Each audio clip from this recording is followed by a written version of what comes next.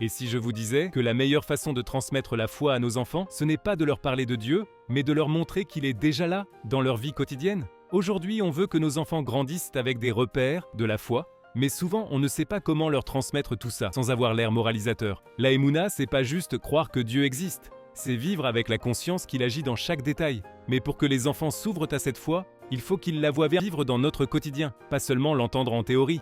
On n'a pas besoin de tout expliquer, juste d'être des exemples pour eux. Les enfants ne font pas ce qu'on leur dit, ils font ce qu'ils voient. Quand tu t'émerveilles pour un nouveau sidour ou que tu mets de la joie dans les préparatifs de Shabbat, tu leur envoies un message silencieux. Ce monde spirituel est précieux. Parle-leur de la providence dans les petites choses.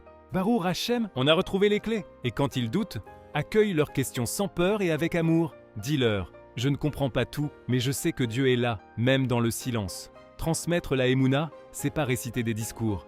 C'est vivre avec authenticité, parler avec douceur et transmettre pas à pas.